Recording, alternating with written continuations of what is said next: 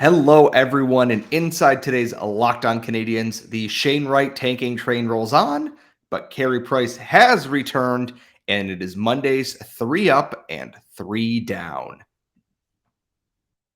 Your Locked On Canadiens, your daily podcast on the Montreal Canadiens, part of the Locked On Podcast Network, your team every day.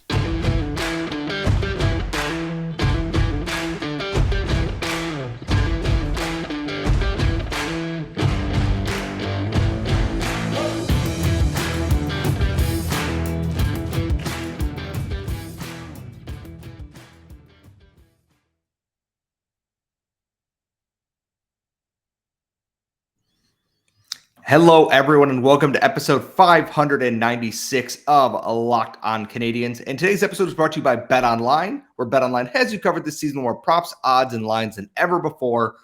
BetOnline, where the game starts. I am one of your hosts. I am Scott Metla, and I'm joined, as always, by the active stick, Laura Saba. And Laura, the Habs played 2 games this weekend. They played decently well for most of them, and they somehow still lost both of them. So how are we feeling after that? We will talk about the bigger news in our second segment, but I figured we'd get the bad out of the way first. Honestly, I was very impressed with the way that they played on Friday night and for most of Saturday night. They played better defensively than they have in a long time. And both, I believe it was Jake Evans and Paul Byron, they both mentioned that, they had tightened it up defensively in either pregame or postgame comments. So I was happy to see that part. Obviously, the results aren't what you would want unless you're tanking, obviously. The game against the Washington Capitals, they allowed a lot of goals. But if you look at the bulk of that game, they were in fact dominating and they were playing well defensively. It's just that they did fall apart later. So I think the challenge for them going forward is to put together all aspects of their game consistently, right? When you lack that talent that people always they always say that that's the reason that the Canadiens aren't doing well. That's fair. You do lack that talent. So I feel like we're back in a situation where the Canadiens are good at one thing at a time. They're either good in the neutral, they're good in the offensive, or they're good in the defensive. And that comes with teams that are, younger, growing, not fully filled out yet. I want to say not fully filled out yet because I don't want to keep calling them untalented, right? They're working hard. Martin St. Louis is doing what he can. The coaching staff is doing what they can. All the players are doing what they can. They're just not capable of much more than what we're seeing right now, and that's okay. Like, the lineup just needs to be filled out a lot better. And I can't complain too much. It's not ideal to allow 8 goals. That's not fun. It's not necessarily a fun game to watch if you're at the Bell Center. Although one of our listeners did make it out all the way from Vancouver and had a great time on Saturday night anyway. So shout out. But yeah, all of this to say is that the Canadiens need to be better in all their zones and in net and that's going to come as they add the players that are going to be this team's core in the future. Yeah, and I look at the way, especially the game against the Islanders, where it's like they did about everything they could have done properly, and they got goalied. Ilya Sorokin was incredible in that game. You don't make a 44-save shutout without being incredible in net there. And I look at that, and that's the effort you want, even if you don't win. And against the Capitals, they came out strong. It's just the Capitals have deeper, more talented lines, and I don't think that's a hot take or anything to say that. And then there's only so much you can do when your own mental errors are what's leading to goals against. And then 3 up, 3 down, I'll touch on the pairing that I have my issues with. But I saw more things from a lot of people this weekend that we would want to. Yoel Armia looked really good across the games. I saw Ryan Poehling had 2 goals against Washington. Even Mike Hoffman had a really good-looking weekend across the board. And then sometimes it's not on the cards for you to do that. I think that's okay. And I know it's tough because you can tell Martin St. Louis a little bit frustrated because he's getting good efforts out of the team, and it's just not coming off the way that he would hope it would. And at the same time, with Carey Price back, it's like he never left because it's the same thing all over again. And this upcoming week, they have the Minnesota Wild, they have the Philadelphia Flyers, and they have the Ottawa Senators. The Wild are an extremely dangerous team. We know this. We saw that earlier this year. that I think they're going to have to get up and to even keep that one competitive. But games against the Flyers and the Senators, if this team is frustrated, if this team is angry at the way the results have gone, even when they've played well right now, there are two teams for you to take it out on it right there, because as bad as the Habs have been, the Flyers have been an abject disaster since like December. And that's an opportunity for you to kind of, get your frustrations out. The Senators, Brendan Gallagher doesn't like Tim Stützle. They don't like the Senators. Go and take it out on them. And then you're likely going to lose the rest of the games from the season after that, because it's all like playoff teams, basically. You have the Panthers and you have the Rangers and you have obviously the Wild. And there's another team thrown in there that I'm forgetting. Oh, yeah, the Bruins. I'm going to that game. Oh, Lord. It's going to be dumb. It's the perfect recipe for it to be super dumb, which by that I mean Brad Marchand, but like the opportunities No, go ahead. I was going to say, I'm also going with a friend who I know to be super, super chill in general, but she's a Bruins fan, so I'm not sure how that's going to go. So I specifically went out and bought Canadiens merchandise to wear to the game because I didn't want to be mistaken for a Bruins fan while in the arena. And that's the thing, is Laura is smart. It's going to be a tough stretch to end the season. Guys are going to be, I am afraid to see kind of what some of the injury reports going to look like. Just because the Lord knows what people are playing through, even if it's minor right now, which my first thought with this is, why are you playing through anything in a season like this at all? But Nick Suzuki will not go down for absolutely any injury whatsoever, because he's Nick Suzuki and we love him. So, I think that's the last point I actually wanted to make, is Nick Suzuki destroyed a camera on Saturday night, and I thought that was super fun and super dope. So, like, I can't remember the last time I've seen a Canadiens player destroy a piece of NHL equipment with a shot before. He was so intense about it, too. And this is the thing, like, people have been talking about he might be playing through an injury for some time. It looks like he's a little bit off. But the thing is, the things he's doing on the ice, he's still Nick Suzuki, right? And he's the kind of guy that gets a little bit motivated and a little bit more intense when he's mad. And, at that point, I believe the game was 7-3, if I'm not mistaken, or 6-3. It was quite out of reach for the Canadiens, and I think it was 7-3. And he scored a goal. He didn't even celebrate. He was just like, I'm going to score my 20th goal of the season, and that's it. And then somebody made the point in our mentions on Twitter that, like, if making him mad motivates him, then why wasn't he lighting the lamp all night long? And I was like, he's not the only player on the ice, right? Like, it's all well and good to have a Nick Suzuki and a Cole Caulfield and even a Carey Price, which we'll talk about in the next segment, but you need lots of other people too. And that's the thing, is they need the team to fill out. We've talked about it I don't know how many times now, but one part they might not have to worry about going forward in net, as the prodigal son, Carey Price, has returned to the lineup, and we're going to talk about that coming up next. But first, our next partner is a product that I've been using a lot lately.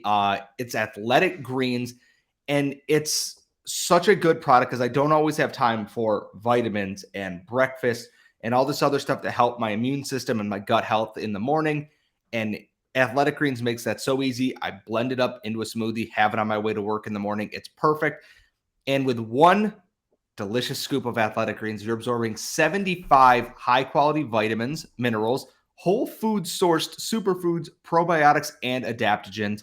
It's super easy to use. You get your package, you put it together. My girlfriend uses it in the morning. I use it in the morning. And it's so important to have your multivitamins. Tons of people take some kind in the morning, whether it be the pill. And it's important to choose one with high quality ingredients that your body will actually absorb, so you're not just getting rid of them after you take that. And Athletic Greens is a small micro habit with big benefits. It's one thing that you can do every single day to take care of yourself. And your subscription to Athletic Greens comes with a year's supply of vitamin D, which is important to add in as we come to the end of winter and early spring, where we don't get nearly as much sunlight. So right now, it's time to reclaim your health and arm your immune system with convenient daily nutrition. It's just one scoop in a cup of water every day. That's it. No need for a million different pills or supplements to look out for your health. And to make it easy, Athletic Greens is going to give you a free 1-year supply of immune-supporting vitamin D and 5 free travel packs with your first purchase. All you have to do is visit athleticgreens.com/NHL Network. Again, that's athleticgreens.com/NHL network to take ownership over your health and pick up the ultimate daily nutritional insurance. All right, so it finally happened, and Friday night, or Good Friday, was quite an emotional day. Obviously, playing the Islanders on the day that Mike Bossy tragically passed away from lung cancer coincided with the return of Carey Price to the Montreal Canadiens lineup. And Julian McKenzie asked us on Twitter, what's the loudest you've heard the Bell Center? The chants for Carey Price as he came back on the ice in the introduction and everything else are definitely up there. Like, I've talked about Game 3, PK Subban breakaway, Saku Koivu returns from cancer, any of the big playoff goals and other stuff, but that's got to be a top 5 moment at the Bell Center. Carey Price having his name cheered for time on end. He made a simple save and the building erupted like he'd been gone for years and years. And I know there's 6 games left now in the season. I hope that's the right amount. It's so good to see 31 back between the pipes again. Like, it feels like a warm blanket. Like something was missing and now he's back and he's returned. And it meant a lot for his teammates. It meant a lot for him. It meant a lot. Obviously, Angela Price and his kids were there in the front row. Even Alex Ovechkin on Saturday, was giving Carey Price, a salute to return there. It means a lot to people around the league, and I think it kind of speaks to the stature of the man and the pads and the net there and how important Carey Price is not only to the Montreal Canadiens, but like the fabric of hockey. I agree. Obviously, you know me, I'm all about the hockey feelings. So it was a very emotional return. It was really good to see him back. But I think more importantly, it was really good to see the team receiving him back the fans receiving him back with so much love. I mean, you could tell the team loved having him around when he started traveling with them and doing more practices with them and things like that. You could tell, especially the younger guys were excited to have him around. And I definitely think that it does signify a little bit more of a return to normalcy in a season that has been anything but normal. I do think that one of the things that Carey Price said after the game, he was like, those cheers, it made me feel wanted. He hesitated for a bit and he used the word wanted. And I thought about that because I thought about the reason initially why he didn't start practicing with the team was that he checked himself into the player assistance program. And we talked a lot about how, they wanted to tell people what was going on, he and his wife and his family, because they wanted to make it clear that when you're in a situation like that, you need to ask for help and it's okay to ask for help. And if somebody at the pinnacle of their career with that kind of fortune and fame and things like that can still have these issues, you also need to know that you're not alone and you need to ask for help. And then when he came back, and he didn't talk about that part of it when he was talking initially about the cheers, but in my mind, the fact that he was received back with such love is so important. Like, you can see that there's not only is there nothing wrong with asking for help, but you can get back to where you used to be when things were good, right? And I think that that's really important. Like, nobody thinks that Carey Price coming back is going to save a season or anything like that. But the fact that the fans had the patience with him to do what he needed to do to recover and to come back, and just, they were just like happy to see him, and it makes me feel so good for the message that sends. And I think that's a point that I hadn't even thought about, because he's been away from the team for so long, is that I forgot the initial reason he wasn't practicing is that he had entered player assistance, and I had completely forgotten about that. And we don't know what the reasoning is. We may never know. It's not our business to ever know. And to say that he felt wanted, I think, is a very big thing here. We know he puts a lot of pressure on himself to be the guy, to be the best, to be the man for the Montreal Canadiens. And that's a lot to put on any normal person, let alone an athlete playing in one of the biggest cities for hockey in the world. And his return, it was actually kind of poetic, is that on a night where Carey Price returned, Ilya Sorokin did the Carey Price impression, and Carey Price immediately had to face down a 3-on-0 where the game-winning goal was scored. And I'm only going to spend 2 seconds on this because we talked about it on Game Over, is that Of the 3 goals the Islanders scored, there was a 3-on-0 where he still almost got across, where if he had saved that Zach Parise goal, I think the Bell Center would have exploded. And then a perfect shot from Noah Dobson where it's like up over his shoulder, post and in. And it's early. It's like, I don't think Carey Price looked too rusty. He's obviously working through game speed, which is a lot different than practice and all this other stuff. But there was nothing that made me go, oh, he's coming back too soon here.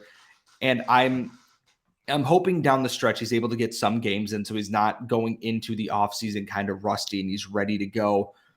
And then it's another very long offseason. The team's going to clear cap space around, because I think that the plan is they're keeping Carey Price here until he says otherwise, whatever that may mean. I'm so glad to see 31 back. I know the Bell Center is too. It's been a garbage year of hockey. And this is, it's a feel-good story, is that, yeah, they're going to finish 31st or 30th or whatever. But hey, Carey Price is back. Like, how do you not feel romantic about having your superstar goalie, your 15-year franchise pillar back in the organization? Absolutely. And I'm so glad that the fans weren't crappy about it.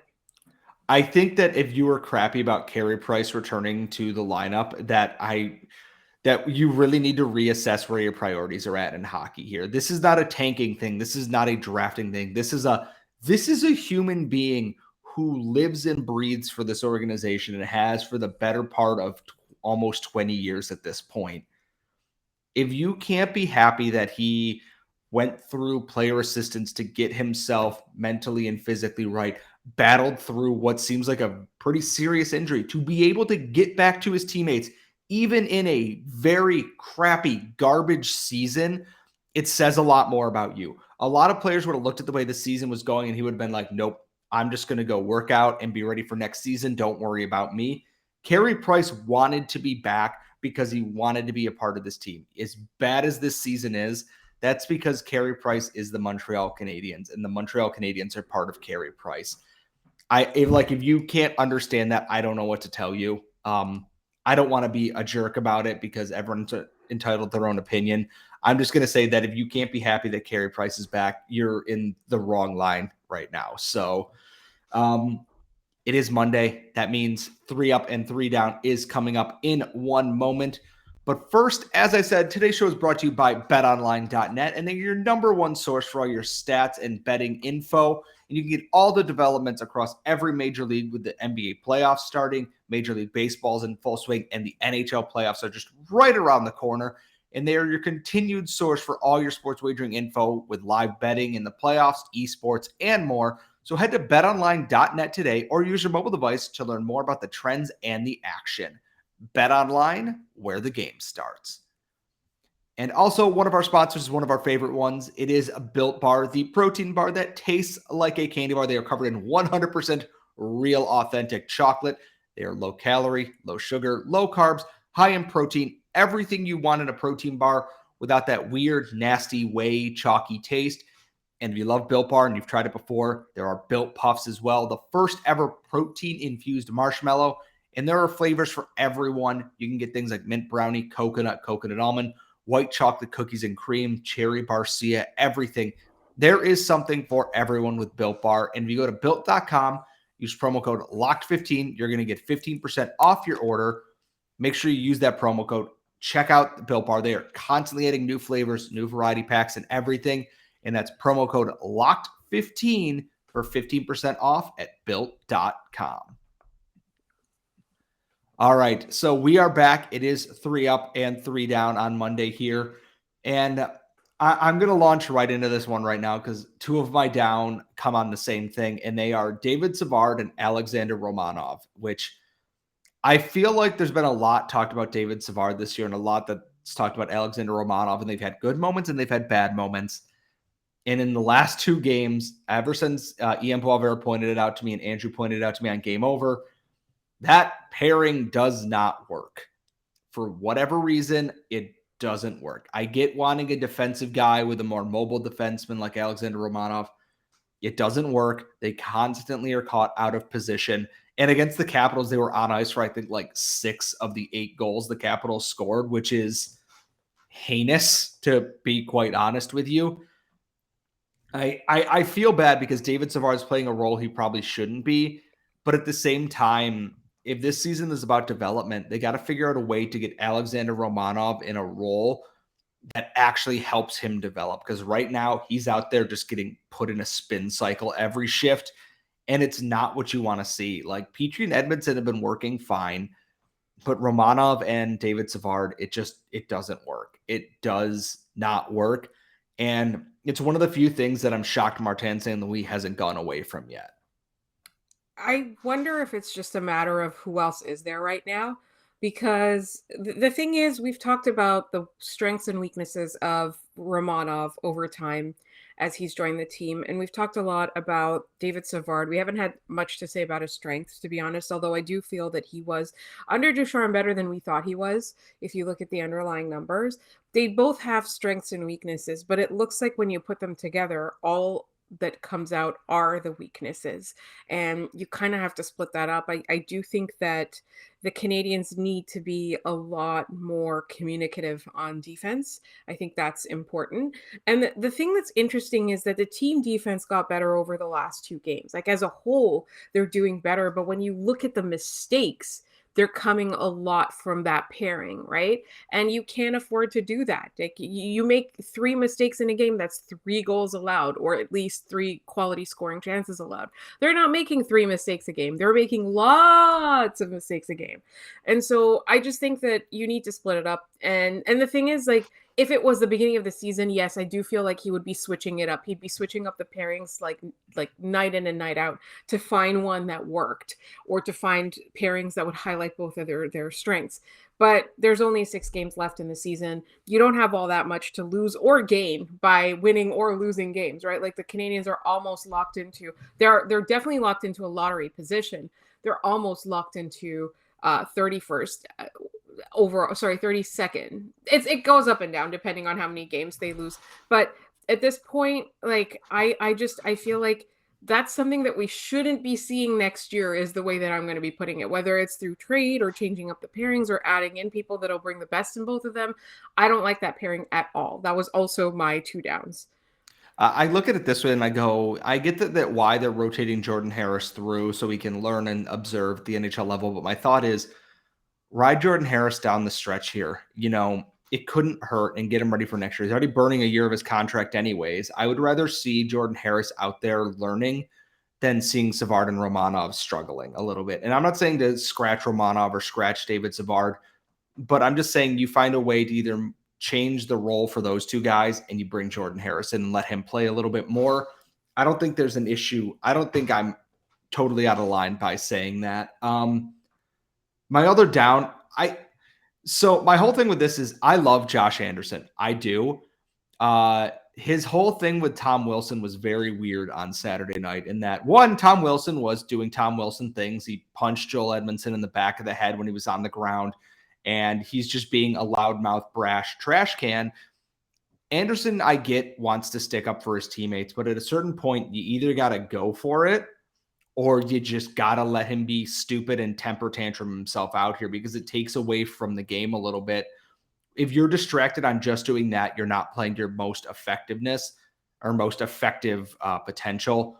And I loved Anderson. I do. I love watching him, take on all comers and challenges. But at a certain point, either do the thing or focus on what you're good at, which is scoring goals and being the power horse and stuff. So I don't mind him doing it, but like actually go full send on that. Don't kind of half send it and try to make him mad, because if you make him mad, he's just going to take it out on somebody else. So this is interesting because I feel like this is the first time that we're going to have the same player for an up and a down. Because here's the thing with Josh Anderson. He said after the game, he said 2 things that I thought were quite contradictory.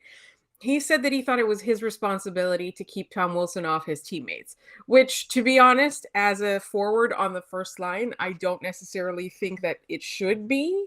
You are physical, you're large, you can hit, and I understand that why you can see that, but it did feel to me that he felt his role was to protect the other two on the line, kind of like your buddy's tweet there.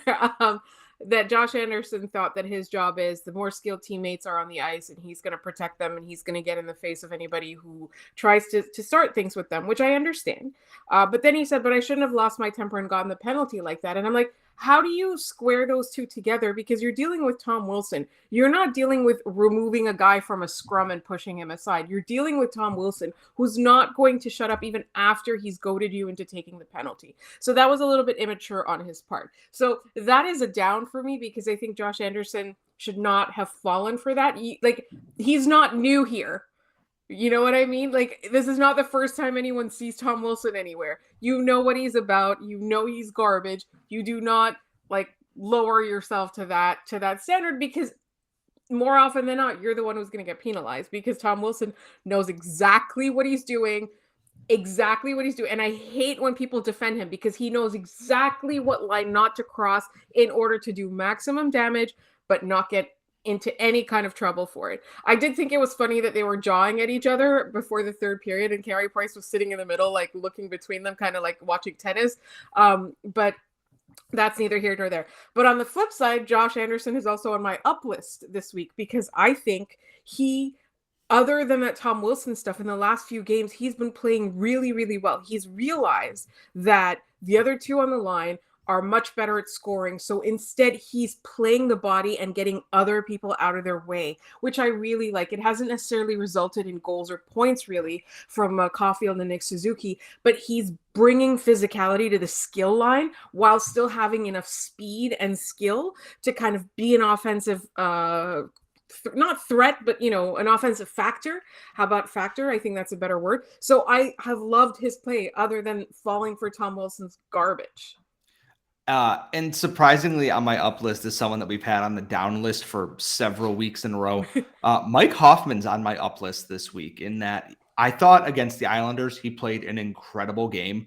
And obviously no one got any points in that one, but I thought Mike Hoffman played incredibly well.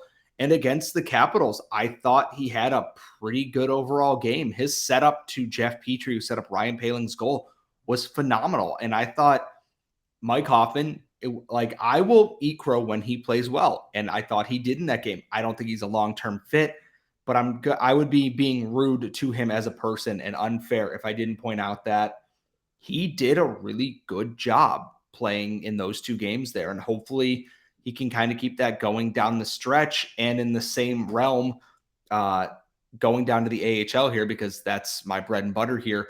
Jesse Alonen is on my up list. He's been incredible for the Rocket. He scored what was the game-winning goal until like the final 30 seconds against Cleveland on Saturday to get the Rocket a much-needed win. He's going to be an NHLer next year. Like Raphael Harvey-Pinard and JSD have been kind of quieter this weekend, and Ylonen has picked up the slack for that. He's quick on his edges. He's quick in a straight line. He's got hands for days, and he's got a wicked shot. I can't see how he isn't in the lineup next year. There's too much talent to deny that right now. And he's going to be a big, big part of this Rocket team as they get into the Calder Cup playoffs here. I do want to say that, echo that, but also my other third up goes to Christian Dvorak, who he was disappointing under Ducharme, not necessarily because he and Josh Anderson and Jonathan Drouin found some chemistry at the beginning. They were kind of the only thing that was working for the first 8 or 9 games. He has had an injury-riddled season, which has been rough on him as well. But under Martin St. Louis, we're seeing what I think Marc Bergevin saw when he traded for Dvorak. I think that was the idea. So I feel like I'm less on that trade. I do think that I like him on this lineup. If they don't have a better option for second center, I think it'll be fine as long as they fill up the wings as well with people who work with him, because I did like what I've seen from him over the last couple of games since he's been back in the lineup. I think Martin St. Louis is doing a really good job, or maybe not individually with him. I don't know if he's been working with him individually specifically, but the way that Martin St. Louis has the team playing is suiting his game. I'm happy with his game. So that is my third up.